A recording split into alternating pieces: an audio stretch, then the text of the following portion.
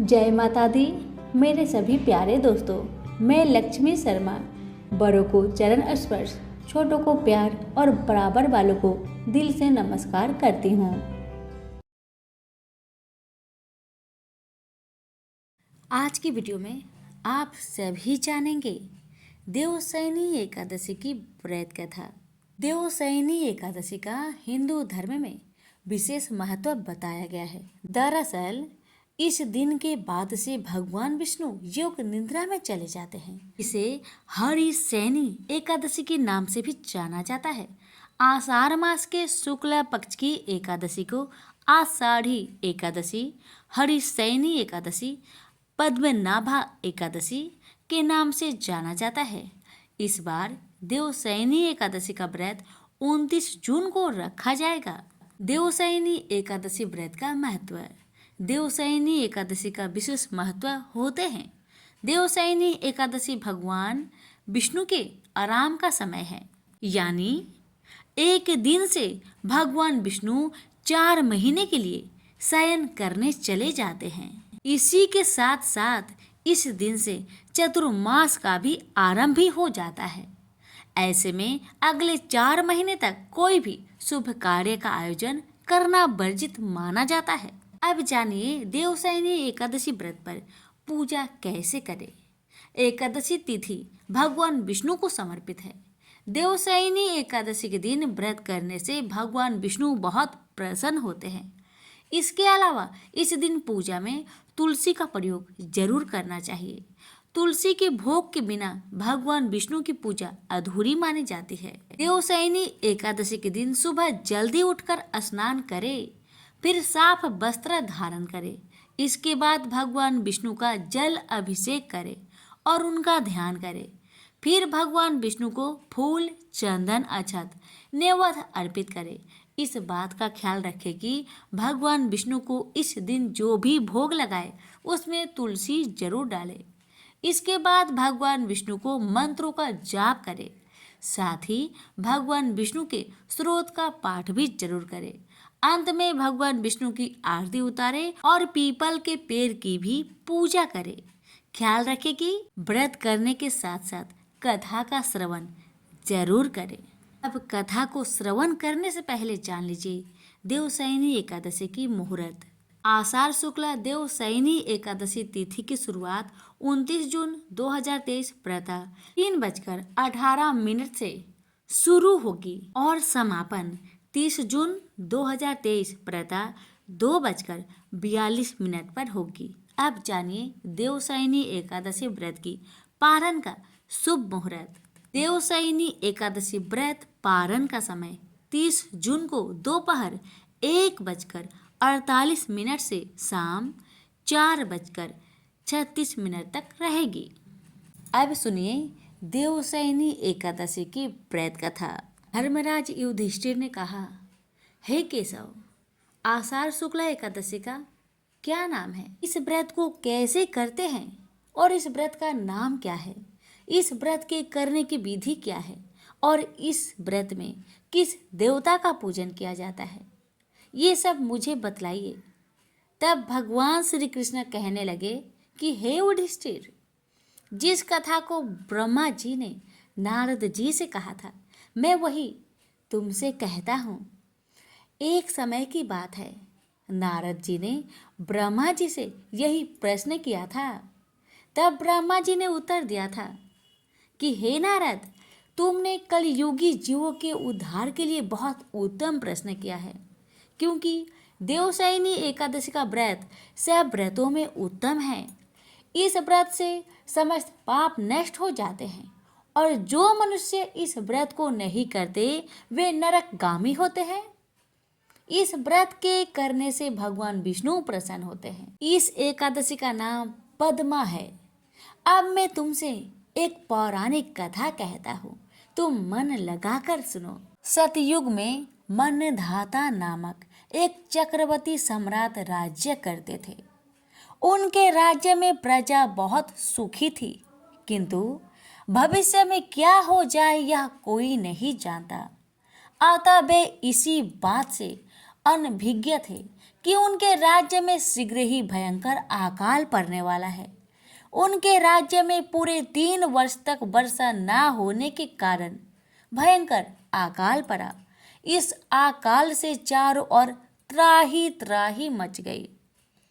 धर्म पक्ष के यज्ञ, हवन, पिंडदान, कथा, व्रत आदि में कमी हो गई।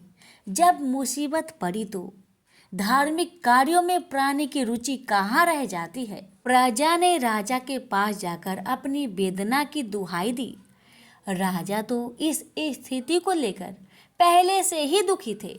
वे सोचने लगे कि आखिर मैंने ऐसा कौन सा पाप कर्म किया है जिसका दंड मुझे इस रूप में मिल रहा है। फिर इस कष्ट से मुक्ति पाने का कोई साधन करने के उद्देश्य से राजा सेना को लेकर जंगल की ओर चले गए।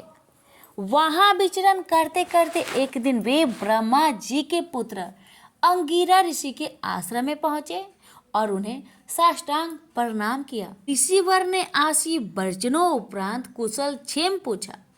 फिर जंगल में विचरने व अपने आश्रम में आने का प्रयोजन जानना चाहा। तब राजा ने हाथ जोड़कर कहा, महात्मन, सभी प्रकार से धर्म का पालन करता हुआ भी मैं अपने राज्य में दुर्भिक्ष का दृश्य देख रहा हूँ। आखिर किस कारण से ऐसा हो रहा है? कृपया इसका समाधान करें। यह सुनकर महर्षि अंगिरा ने कहा, हे राजन, सब युगों से उत्तम यह सतयुग है। इसमें छोटे से पाप का भी बड़ा भयंकर दंड मिलता है। इसमें धर्म अपने चारों चरणों में व्याप्त रहता है। ब्राह्मण के अतिरिक्त किसी अन्य जाति को तप करने का अधिकार नहीं है, जबकि आपके राज्य में एक क्षुद्र तपस्या कर रहा है। यही कारण है कि आपके राज्य में वर्षा नहीं हो रही है। जब तक वह काल को प्राप्त नहीं होगा तब तक यह दुर्भिक्ष शांत नहीं होगा। दुर्भिक्ष की शांति उसे मारने से ही संभव है। किंतु राजा का हृदय एक नर अपराध क्षुद्र तपस्वी का समन करने को तैयार नहीं हुआ। उन्होंने कहा, हे देव, मैं उस निरपराध को मार दूं? यह बात मेरा मन स्वीकार नहीं कर रहा। कृपा करके आप कोई और उपाय बतलाए। महर्षि अंगिरा ने बताया, आषाढ़ मास के शुक्ल पक्ष की एकादशी का व्रत करो। इस व्रत के प्रभाव से अवश्य ही वर्षा होगी। राजा अपने राज्य की राजधानी लौट आए और चारों ओर वर्णों सहित पद्मा एकादशी का विधि पूर्वक व्रत किया। व्रत के प्रभाव से उनके राज्य में मूसलाधार वर्षा हुई और पूरा राज्य धन्य धान्य से परिपूर्ण हो गया। ब्रह्मा वैवर्त पुराण में देवशयनी एकादशी के विशेष महात्म्य का वर्णन किया गया है। इस व्रत से प्राणी की समस्त मनोकामनाएं पूर्ण होती है। तो प्रेम से बोलिए लक्ष्मी नारायण की जय। अब सुनिए जगन्नाथ भगवान की कथा। देवशयनी एकादशी व्रत में जगन्नाथ भगवान की कथा को जरूर सुनिए। सतयुग में मध्य भारत स्थित उज्जैन की प्राचीन अवंती नगरी में इंद्रधुम्न नामक राजा राज्य करते थे। उनकी रानी का नाम गुडीचा था। राजा और रानी दोनों ही बड़े उत्तम भक्त और धार्मिक थे। निसंतान होने पर भी वे इस विषय में शोक नहीं करते, इसे भगवत कृपा ही मानते थे। प्रचुर धन संपत्ति होने पर भी वे दोनों विषयों से संपूर्ण रूप में उदासीन रहकर सदा सर्वदा भगवान की सेवा में ही रत रहते थे। उनके हृदय में भगवान के साक्षात दर्शन प्राप्त करने की प्रबल इच्छा थी और वे भगवान की कृपा प्राप्ति के अभिलाषा से ही जीवन व्यक्त कर रहे थे। वे सदा मन ही मन इस प्रकार प्रार्थना करते, वह दिन कब आएगा जब हमें भगवान साक्षात दर्शन देंगे। राजा इंद्रधुम्न स्वयं ही देश विदेश से आने वाले सभी तीर्थ यात्रियों का आदर सत्कार अपने महल के अतिथि गृह में करते थे। एक रात अतिथि गृह में रुके। वे एक परम श्रेष्ठ तीर्थ स्थान से भगवान के अत्यंत सुंदर चतुर्भुज श्री विग्रह नील माधव के दर्शन करके लौटे थे और परस्पर उनकी महिमा का गुणगान कर रहे थे। उन तीर्थ यात्रियों का वार्तालाप एक ब्राह्मण ने सुना और उसने राजा के मंत्री को बतलाया और पुनः उस मंत्री ने अपने राजा इंद्रधुम्न को बतलाया। महाराज, कल रात को भगवान के एक ऐसे श्री विग्रह का गुणगान कर रहे थे, इनका जो कोई भी दर्शन करता है उनकी इस दुखमय संसार से मुक्ति हो जाती है और वह पुनः कभी इस प्राकृतिक जगत में नहीं लौटते। वह बेकूफ परिवार बन जाते हैं। दर्शन करने की तो बात ही क्या, यदि कोई व्यक्ति साधारण रूप में भी यह संकल्प करता है कि मैं कल उनके दर्शन करने जाऊंगा, परंतु वहां के लिए यात्रा करने से पहले रात में ही उनके प्राण छूट जाए तो भी वह व्यक्ति चतुर्भुज रूप धारण कर बैकुंठ को जाता है। मंत्री के मुख से ऐसा वचन सुनकर महाराज इंद्रधुम्न बहुत आनंदित होकर उनसे पूछने लगे, उन श्री विग्रह का नाम क्या है तथा वे किस स्थान पर विराजमान है। मैं भी अपनी पत्नी तथा संपूर्ण प्रजा के साथ उनके दर्शन करने को जाऊंगा। मंत्री ने कहा, महाराज, भगवान के उस श्री विग्रह का नाम श्री नील माधव है, किंतु मुझे यह नहीं पता कि वे कहाँ पर विराजमान है। राजा इंद्रधूम्न ने कहा, तुम शीघ्रता पूर्वक जाकर उन तीर्थ यात्रियों से पता लगाओ कि भगवान के वे श्री विग्रह कहाँ पर विराजित है। मंत्री के मुख से भगवान श्री नील माधव की ऐसी अद्भुत महिमा सुनकर राजा के हृदय में नील माधव के श्री विग्रह के दर्शन की तीव्र उत्कंठा जाग उठी और वे मन ही मन सोचने लगे कि इस प्रकार मैं नील माधव के दर्शन प्राप्त कर सकूंगा। वे कहाँ विराजमान हैं? क्या वे तीर्थ यात्री हमें भगवान श्री नील माधव के विषय में बताएंगे? महाराज इंद्रधुम्न ने इस प्रकार की अनेकानेक चिंताएं करते हुए आधीर हो गए। जब मंत्री उन तीर्थ यात्रियों के पास स्थान पर पहुंचा तो उसके आसपास के अन्य तीर्थ यात्रियों से सुना कि वे तीर्थ यात्री तो रात्रि में ही वहां से चले गए। उसने आकर सारा संवाद महाराज इंद्रधुम्न को सुनाया। मंत्री के मुख से संवाद सुनकर राजा बहुत दुखी हुए और उन्होंने स्वयं ही भगवान श्री नील माधव के श्री विग्रह को ढूंढने का निश्चय किया। राजा इंद्रधुम्न ने अपने पुरोहित के विद्वान पुत्र विद्यापति को तथा अपने अन्य कर्मचारियों और सेनापतियों को बुलाकर उन्हें विभिन्न दिशाओं में जाकर श्री विग्रह को ढूंढने का आदेश देते हुए कहा कि नील माधव को ढूंढने का प्रयास करो। तुम लोगों को यदि श्री विग्रह के विषय में पता चला जाए तो बहुत ही अच्छा है, अन्यथा जैसा भी क्यों न हो 3 मास तक सभी लौट आना। जो भी व्यक्ति नील माधव के विग्रह के विषय में मुझे सूचित करेगा वह अपार धन संपत्ति और उच्च पद का अधिकारी होगा। राजा इंद्रधुम्न के इस प्रकार के वचन सुनने के उपरांत सभी कर्मचारियों ने उत्साहित होकर विभिन्न दिशाओं में प्रस्थान किया। सुकु पूर्व दिशा की ओर प्रस्थान किया। इधर 3 महीने के बाद विद्यापति के अतिरिक्त सभी राज कर्मचारी और सेनापति असफल होकर लौट आए। राजा को बहुत चिंता सताने लगी। एक तो भगवान श्री नील माधव का कोई संवाद नहीं था कि वे कहाँ हैं, इस विषय में बतलाने वाला भी कोई नहीं था। उधर विद्यापति हिंद महासागर के समीप भारतवर्ष के पूर्वी तट पर नील माधव के श्री विग्रह को ढूंढने का भरसक प्रयास करते हुए निरंतर भ्रमण करते रहे। एक दिन महासागर के तट पर उन्होंने एक अत्यंत सुंदर गांव देखा। वहां एक हरा भरा पर्वत था। वृक्ष पुष्पों और फसलों से लदे हुए थे तथा उस गांव के सभी निवासी अत्यंत सभ्य थे। क्योंकि संध्या हो चली थी, इसलिए विद्यापति ने उसी गांव में विश्राम करने का निश्चय करके वहां के निवासियों से पूछा मैं आज रात यहाँ विश्राम करना चाहता हूँ। क्या मुझे यहाँ रहने के लिए कोई उपयुक्त स्थान मिल सकता है? ग्रामवासियों ने उत्तर दिया, इस गांव के प्रधान विश्व बसु हैं। वे सबर जाति के होने पर भी बड़े धार्मिक प्रवृत्ति के विद्वान, विनम्र और उदार चरित्र के व्यक्ति हैं।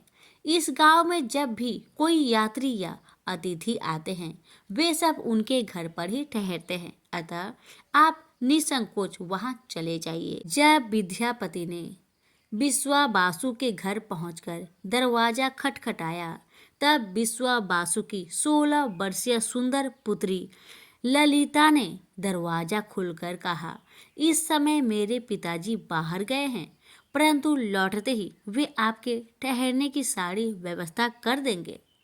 कृपया आप घर के बाहर प्रतीक्षा करें। मधुर सुगंध आ रही थी और उसके ललाट पर सुगंधित सुंदर तिलक था। अतिथि को घर के बाहर प्रतीक्षा करते देखकर वे लज्जित होकर बोले, ओह, देर से आने के लिए मुझे क्षमा करें, कृपया आप भीतर आइए। विश्वावासु और उनकी पुत्री अतिथि को घर के भीतर ले आए। विद्यापति मनोहर रूप और सौम्य स्वभाव देखकर विश्वावासु बड़े प्रसन्न हुए और उन्होंने विद्यापति को कहा, यदि आप चाहे तो यहाँ कुछ दिन रह जाओ। और फिर ललिता से कहा, इस ब्राह्मण का आदर सत्कार करो तथा इनकी खाने पीने और अन्य आवश्यकताओं का ध्यान रखो। इन्हें यहाँ किसी भी वस्तु का अभाव नहीं होना चाहिए। विद्यापति ने वहां भोजन उपरांत विश्राम किया। विद्यापति जैब विश्वावासुकी की प्रतीक्षा करते हुए उनके घर के बाहर बैठे थे, तभी उन्हें उस घर में एक मनोहर सुगंध आ रही थी और विशेषतः विश्वावासु के घर लौटने पर वह सुगंध और भी अधिक बढ़ गई थी। इस पर विद्यापति मन ही मन विचार करने लगे, यह मनमोहक सुगंध कहाँ से आ रही है? मैंने अपने संपूर्ण जीवन में ऐसे मधुर गंध का कभी भी अनुभव नहीं किया। मुझे तो यहाँ गड़बड़ लग रहा है। संभवतः मुझे नील माधव के विषय में कुछ जानकारी ही चाहिए। यह सोचकर वह आसपास के विभिन्न स्थानों पर नील माधव को ढूंढने लगे। यह सोचकर वह कुछ आसपास के विभिन्न स्थानों पर नील माधव को ढूंढने लगे। कुछ ललिता की उनसे प्रीति हो गई। विद्यापति भी उनसे घनिष्ठता बढ़ने लगी और धीरे धीरे उन दोनों की घनिष्ठता प्रेम में परिणत हो गई। ललिता के प्रति अत्यंत प्रेम होने के कारण विवाहित होने पर भी विद्यापति ने विश्वावासु से ललिता के साथ विवाह की अनुमति मांगी। विश्वावासु इस विवाह के लिए सहमत हो गए और उन्होंने उसी गांव में उन दोनों का विवाह करा दिया। विश्वावासु प्रतिदिन बाहर जाते थे। संध्या काल में लौटने पर भी वह प्रसन्नचित होते थे और उनकी देह से एक अद्भुत सुगंध आती थी। एक दिन विद्यापति ने एकांत में ललिता से कहा, हे प्रिय, अब तुम मेरी पत्नी हो और मुझे तुम पर पूर्ण विश्वास है। क्या तुम मुझे बता सकती हो कि तुम्हारे पिताजी प्रतिदिन पूजा करने कहाँ जाते हैं और यह विचित्र सुगंध कहाँ से आती है? ललिता ने उत्तर दिया, मैं नहीं बता सकती। मेरे पिताजी की आज्ञा है कि यह रहस्य किसी को भी नहीं बताओ। यह अत्यंत गोपनीय है। विद्यापति ने कहा, क्या तुम मुझे भी नहीं बता सकती हो? तुम मेरी अर्धांगिनी हो, मुझसे अभिन्न हो, मैं तुम्हारा पति हूँ। इस कारण हमारे बीच कोई गोपनीय रहस्य नहीं होना चाहिए। ललिता ने कहा, आप मुझे वचन दीजिए कि इस रहस्य को किसी के सामने प्रकट नहीं करेंगे। विद्यापति ने उत्तर दिया, पत्नी को इस प्रकार पति पर संदेह नहीं करना चाहिए। मैं जानता हूँ कि तुम एक पतिव्रता स्त्री हो, अतएव यह बात तुम्हें मुझे अवश्य बतलानी चाहिए। यह कहकर विद्यापति मौन हो गए। तब ललिता बोली, अच्छा, मैं आपको बतला रही हूँ। मेरे पिताजी भगवान एक श्री मूर्ति का पूजन अर्चन करने जाते हैं। विद्यापति ने पूछा, कौन सी श्री मूर्ति? ललिता ने कहा, मैंने अपने पिताजी को इस रहस्य को प्रकट न करने का वचन दिया था, परंतु आप मेरे पति हैं, इसलिए मैं आपको बतला रही हूँ। वे नील माधव की पूजा करने जाते हैं। यह सुनकर विद्यापति अत्यंत प्रसन्न हो गए और सोचने लगे, अंततः इतने समय के बाद मुझे नील माधव का मधुराति मधुर नाम तो सुनने को मिला। नील माधव का मूर्ति अवश्य कहीं आस पास ही होंगे। विद्यापति जब ललिता के प्रति अत्यधिक प्रेम प्रदर्शन करने लगे और उनके अत्यंत प्रेम पूर्वक व्यवहार को देख ललिता ने अंत में उन्हें नील माधव के विषय में अनेक बातें बताई। विद्यापति ने उनसे नम्रता पूर्वक कहा, प्रियतमे, तुम अपने पिताजी से निवेदन करो कि एक दिन वे मुझे अपने साथ ले जाए। और वह अपने पत्नी के जरिए ही नील माधव की गुफा तक पहुंचने में सफल हो गया। उसने मूर्ति को चुरा ली और राजा को लाकर दे दिया। विश्ववासु ने अपने आराध्य देव की मूर्ति चोरी होने से बहुत दुखी हुआ।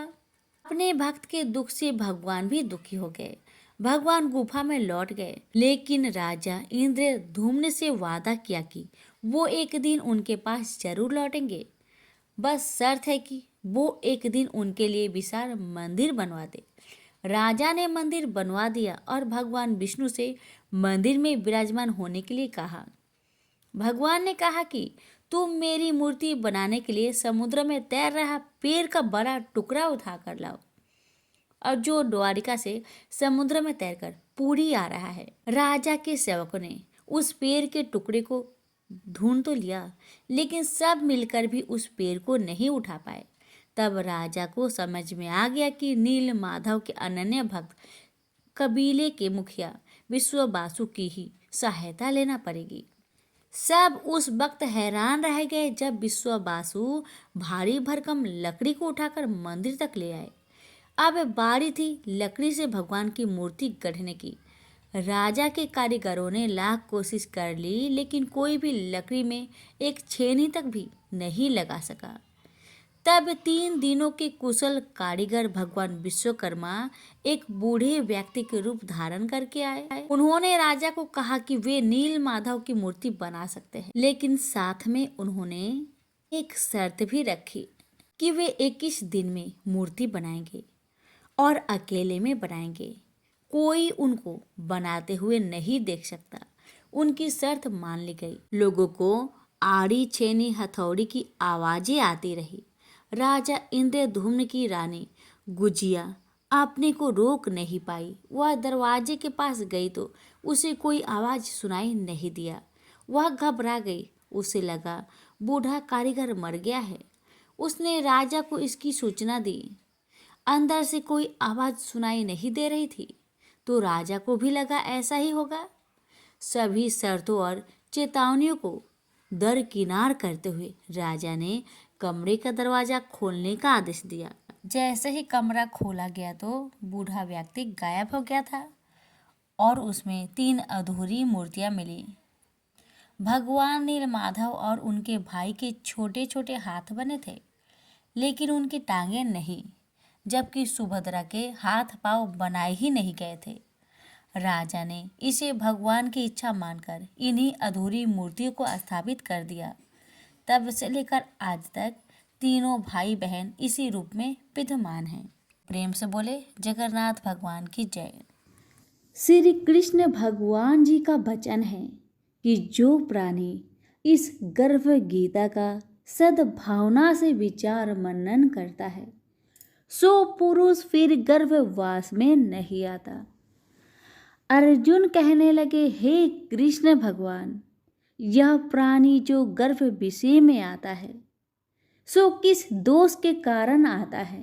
हे प्रभु, जब यह जन्मता है तब इसको जरा आदि रोग लगते हैं, फिर मृत्यु होती है। हे भगवान, वह कौन सा कर्म है जिसके करने से जन्म मरण से रहित होवे?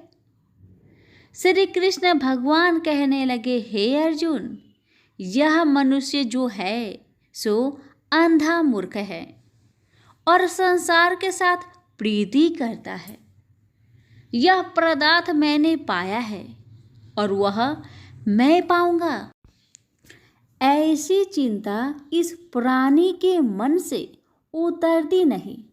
8 पहर माया को ही मांगता है। इन बातों को करके बार बार जन्मता है और मरता है। वह गर्भ विषय दुख पाता रहता है। अर्जुन कहने लगे, हे कृष्ण भगवान, यह मन हाथी की न्याय है, तृष्णा इसकी शक्ति है। यह मन तो पांच के बस में है, काम, क्रोध, लोभ, मोह और अहंकार। इन पांचों में अहंकार बहुत बली है। ये कौन सा यत्न है जिससे मन बस में होए? वैसा ही मन रूपी हाथी को बस में करने के लिए ज्ञान रूपी अंकुश है। अहंकार करने से यह जीव नरक में पड़ता है।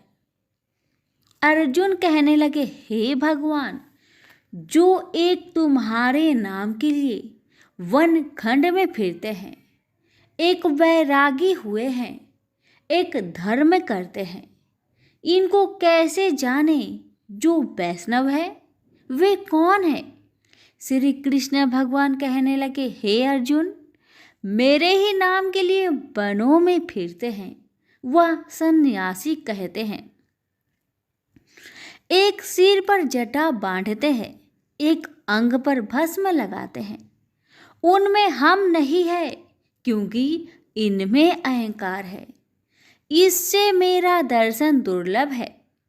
अर्जुन कहने लगे, हे भगवान, वह कौन सा पाप है जिससे स्त्री की मृत्यु हो जाती है? वह कौन सा पाप है जिससे पुत्र मर जाता है? और नपुंसक कौन से पाप से होते हैं? श्री भगवान कहने लगे, हे अर्जुन, जो किसी से कर्जा लेता है और देता नहीं, इस पाप से औरत मरती है। और जो किसी की अमानत रखी हुई बचा लेता है, उसके पुत्र मर जाते हैं।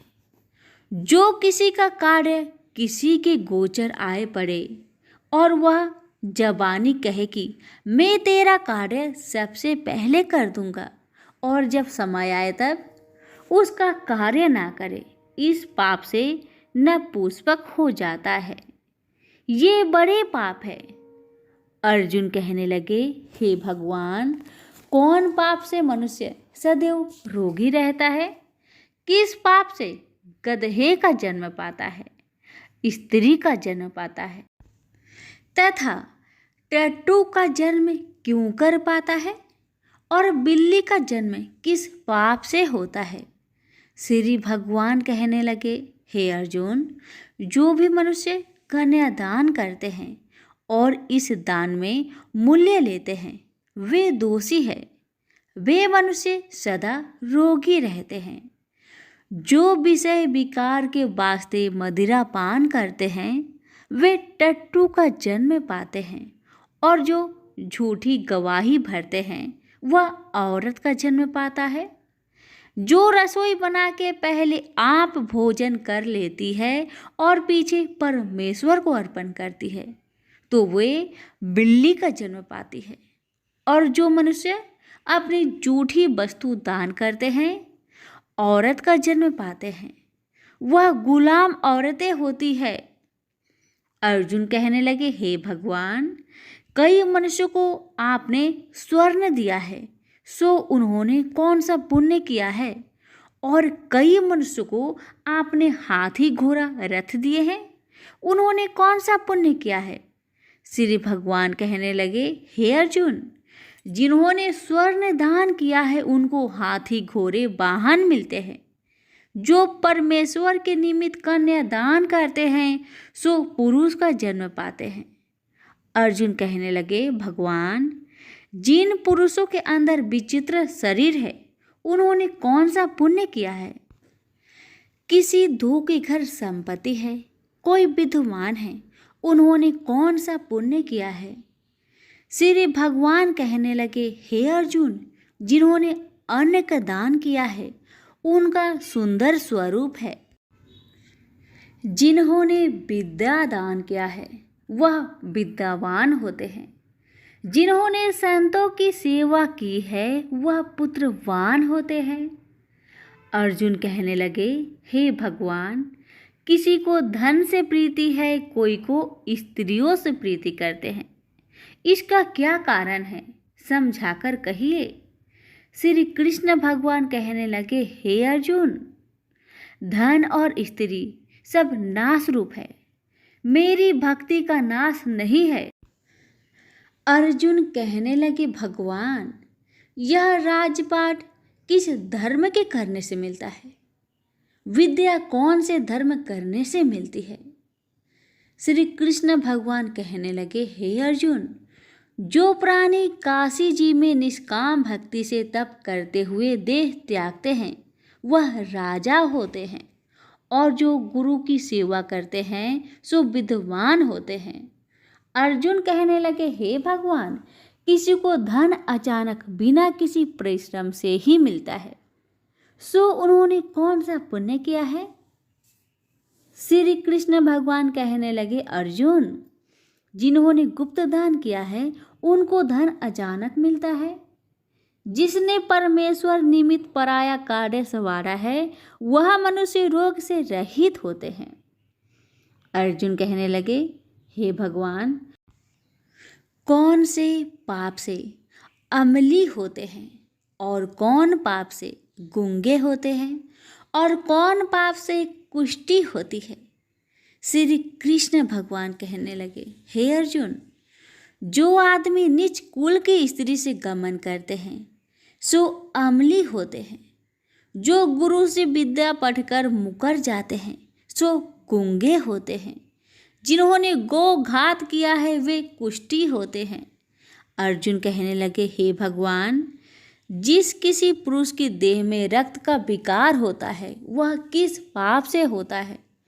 और कोई दरिद्र होते हैं, किसी को खरक वायु होती है, और कोई अंधे होते हैं, तो कोई पंगुल होते हैं, सो कौन से पाप से रहित होते हैं? और कई स्त्रियां बाल विधवा होती है, तो यह किस पाप से होती है? श्री कृष्ण भगवान कहने लगे, हे अर्जुन, जो सदा क्रोधवान रहते हैं उन्हें रक्त विकार होता है। जो मलिन रहते हैं वह सदा दरिद्र होते हैं। जो कुकर्मी ब्राह्मण को दान देते हैं उनके खरक वायु होते हैं। जो पराई स्त्री को निर्वस्त्र देखते हैं, गुरु की पत्नी को दृष्टि करते हैं, सो अंधे होते हैं। जिसने गुरु और ब्राह्मण को लात मारी है सो लंगड़ा व पंगुला होता है। जो औरत अपने पति को छोड़कर पराये पुरुषों से संग करती है सो वह बाल विधवा होती है। अर्जुन कहने लगे, हे भगवान, आप पर ब्रह्मा हो, आपको नमस्कार है। आगे मैं आपको संबंधी जानता था, परंतु अब मैं ईश्वर रूप जानता हूँ। हे पर ब्रह्मा, गुरु दीक्षा कैसी होती है, सो कृपा करके मुझको कहिए। श्री कृष्ण भगवान बोले, हे अर्जुन, तुम धन्य हो, तुम्हारे माता पिता भी धन्य हैं जिनके तुम ऐसे पुत्र हो। हे अर्जुन, सारे संसार का गुरु जगन्नाथ, विद्या का गुरु काशी, चारों वर्णों का गुरु सन्यासी है।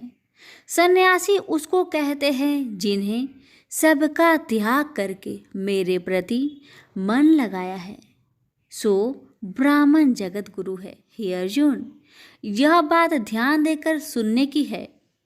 गुरु कैसा करे? जिसने सब इंद्रियां जीती हो, जिसको सब संसार ईश्वरमय नजर आता हो और सब जगत से उदास हो। ऐसा गुरु करे जो परमेश्वर को जानने वाला हो और उस गुरु की पूजा सब तरह से करे। हे अर्जुन, जो गुरु काम भक्त होता है और जो प्राणी गुरु की पूजा सब तरह से करे।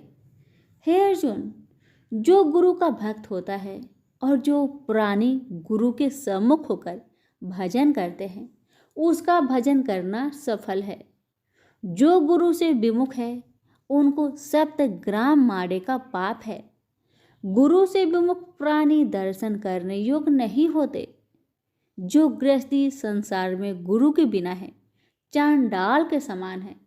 जिस तरह मदिरा का भंडार हो, उसमें जो गंगा जल है सो अपवित्र है, इसी तरह गुरु से विमुख का भजन सदा अपवित्र होता है। उसके हाथ का देवता भी नहीं लेते, उसके सब कर्म निष्फल है। कुकर, शुकर, गंधर्व, काग, ये सब की सब योनियों में बड़ी खोटी योनि है। इन सब से यह मनुष्य खोटा है जो गुरु नहीं करता। गुरु बिना गति नहीं होती, यह अवश्य नरक को जाएगा। गुरु दीक्षा बिना प्राणी के सब कर्म निष्फल होते हैं। हे अर्जुन, जैसे चारों वर्णों को मेरी भक्ति करना योग्य है, तैसे गुरु धार के गुरु भक्ति करना योग्य है। जैसे गंगा नदियों में उत्तम है, सब व्रतों में एकादशी का व्रत श्रेष्ठ है, वैसे ही अर्जुन शुभ कर्मों में गुरु सेवा उत्तम है। गुरु दीक्षा बिना प्राणी पशु योनि पाता है। जो धर्म भी करता है सो पशु योनि में फल भोगता है, 84 योनियों में भ्रमता रहता है। अर्जुन कहने लगे, हे श्री कृष्ण भगवान, गुरु दीक्षा क्या वस्तु है? कृष्ण भगवान कहने लगे, हे अर्जुन, धन्य जन्म है तेरा जिसने यह प्रश्न किया है, तू धन्य है। गुरु दीक्षा के 2 अक्षर है, हरिओम। इन अक्षरों को गुरु कहता है। यह चारों वर्णों को अपनाना श्रेष्ठ है। हे अर्जुन, जो गुरु की सेवा करता है उस पर मेरी प्रसन्नता है। वह 84 से छूट जाएगा, जन्म मरण से रहित हो, नरक नहीं भोगता। गुरु की सेवा करता है उसको कई अश्वमेघ यज्ञ के पुण्य का फल मिलता है। गुरु की सेवा मेरी सेवा है। हे अर्जुन, हमारे तुम्हारे संवाद को जो पढ़े सो गर्भ के दुख से बचेंगे, 84 कट जाएगी। इसी से इस पाठ का नाम गर्भ गीता है। श्री कृष्ण भगवान जी के मुख से अर्जुन ने श्रवण की है, गुरु दीक्षा लेना उत्तम कर्म है। उसका फल है कि नरक से वह 84 जीव से बचा रहता है। भगवान बहुत प्रसन्न होते हैं। सभी प्रेम से बोलिए श्री कृष्ण भगवान की जय। प्रेम से बोलिए वाके बिहारी लाल की जय। आज आप सभी सुनेंगे कर्मा बाई की खिचड़ी की कथा।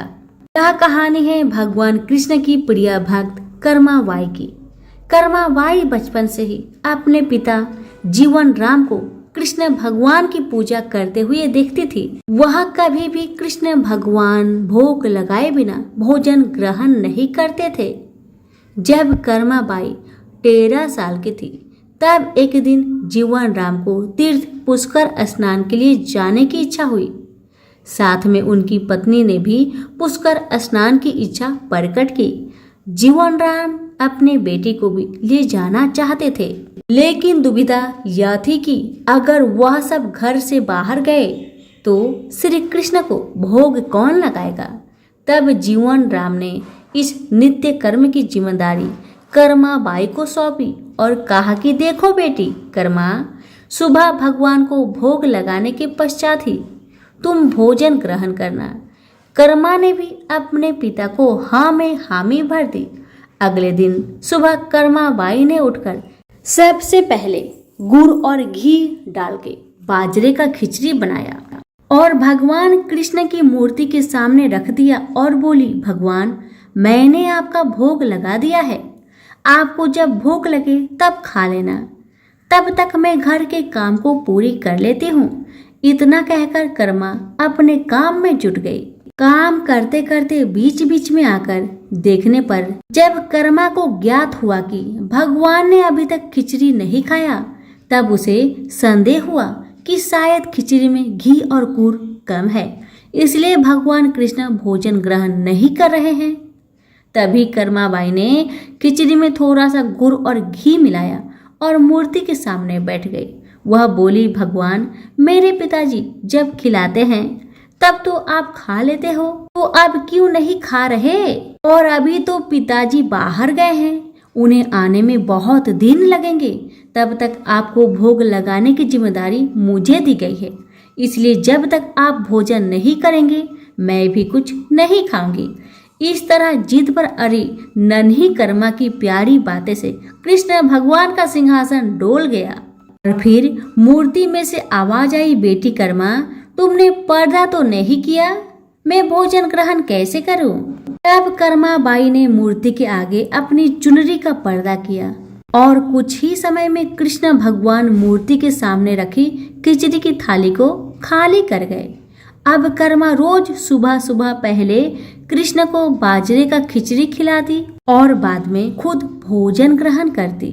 कुछ दिनों बाद घर लौटने पर कर्मा के माँ बाप भी कृष्ण की लीला को देखकर तंग रह गए। इस तरह कर्माबाई ईश्वर कृष्ण की निसीम भक्त बन गई। अपने जीवन के अंतिम दिनों में कर्माबाई भगवान जगन्नाथ की नगरी जगन्नाथपुरी में एक कुटिया में बस गई थी। वहां पर एक दिन कर्माबाई की कुटिया के सामने एक तेजस्वी कांति वाला बालक आया और उसने कर्माबाई से कहा, मुझे भूख लगी है, माँ खाना दो।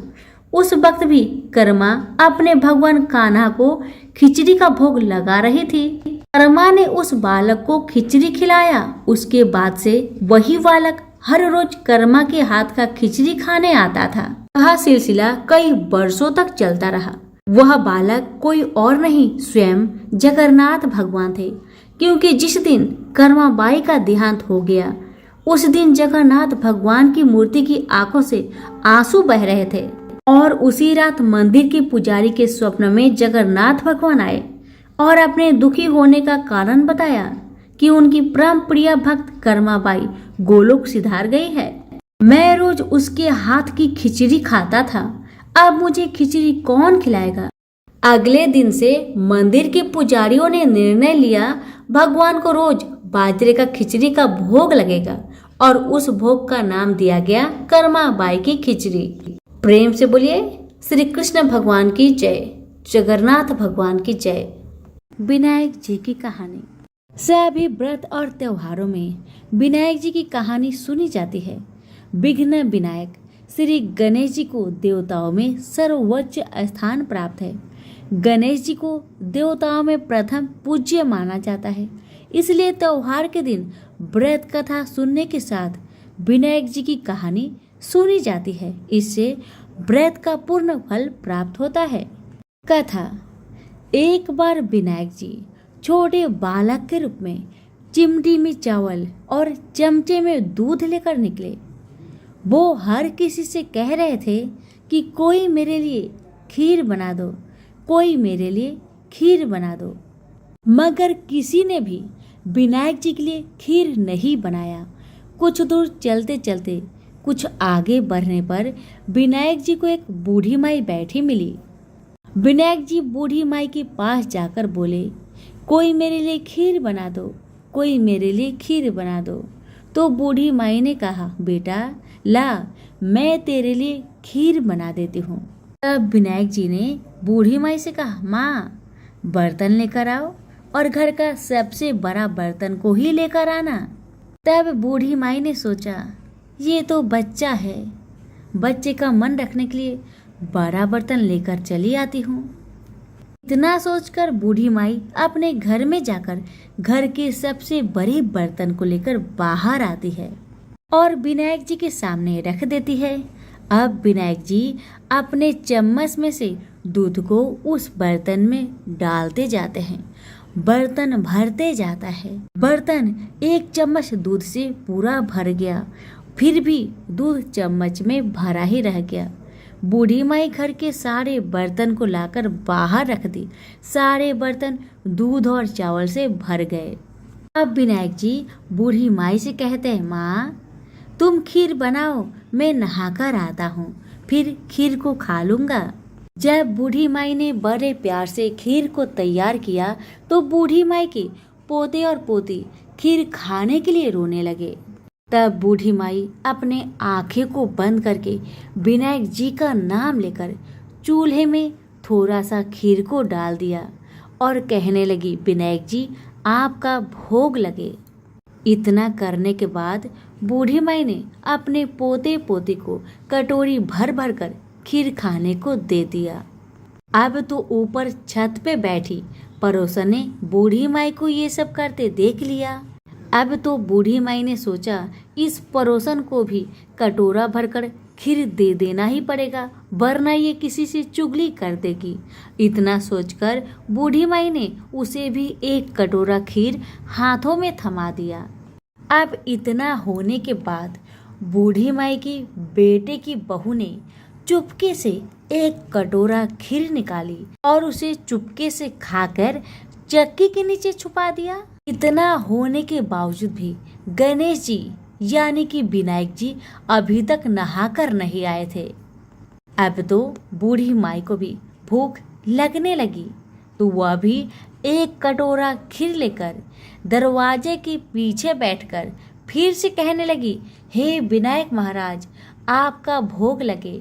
इतना कहकर हाथ जोड़कर अपना खीर को खाना शुरू कर दिया।